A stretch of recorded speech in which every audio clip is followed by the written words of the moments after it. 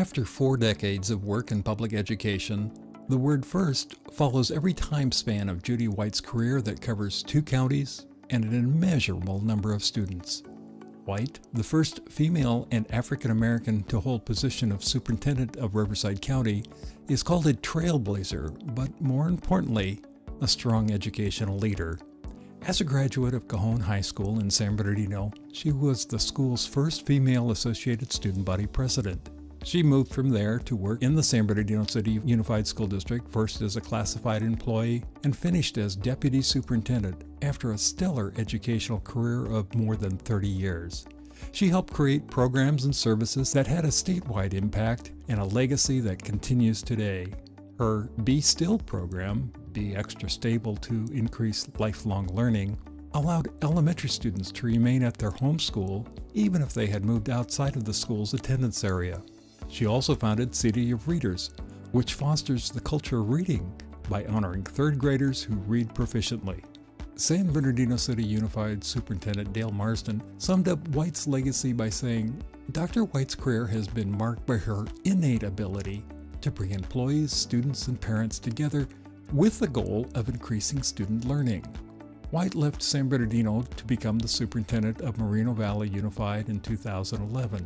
She continued her strong community involvement in her new home, becoming so popular she was named Moreno Valley's Citizen of the Year in 2013. In February this year, she was selected to fill the vacant term for the Riverside County Superintendent, a capstone of a career filled with servant leadership and future opportunities for more firsts.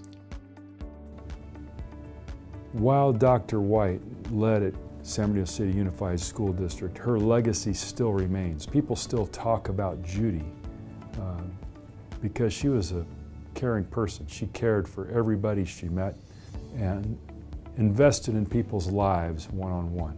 You know, whether you were a student, whether you were a parent, whether you were a staff member, Judy spent the time that was necessary with you to help you get to the levels of excellence you needed to attain. My personal philosophy in terms of educating students is understanding and knowing and truly believing that all students are gifted.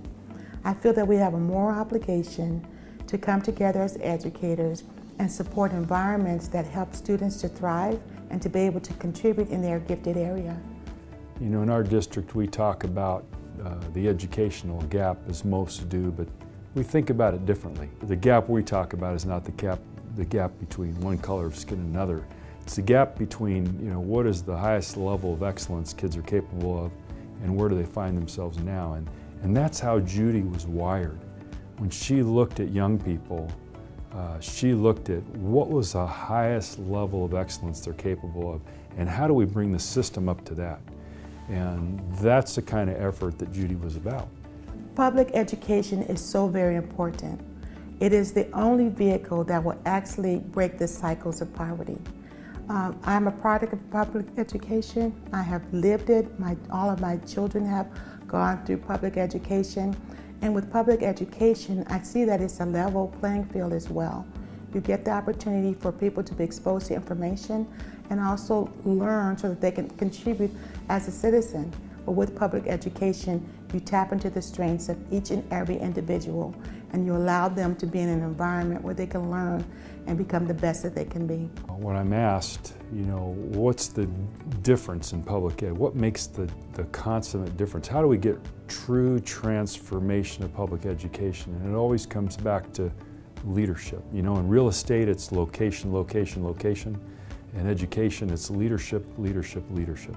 Whether it's at the district level or the site level as a teacher or classified employee, Judy is a consummate leader. It is her leadership that has left a legacy. In San Bernardino City, I was able to start a program such as City of Readers. We had a goal to give 1 million books actually to students throughout the community. We made reading a priority. The Asterisk program, and that was to help students have an internship opportunity working during the summer. And we brought together different business community groups to work with us to make sure that the students would get paid during the summer, but they would have an opportunity to be able to shadow someone in a career and work and understand the work ethic. She has achieved what she has achieved through hard work, dedication, and passion. Leadership is what makes the difference. No matter where Judy found herself throughout her 30-year career in public education, there has been this constant trail of excellence that follows Judy throughout her experience. I'd like to kind of close out with this quote from Larry Lazat, and he says, "We must pursue learning for all, not because it is politically expedient, but because there is no such thing as an expendable child." 2017 Distinguished Service Award recipient, Judy White.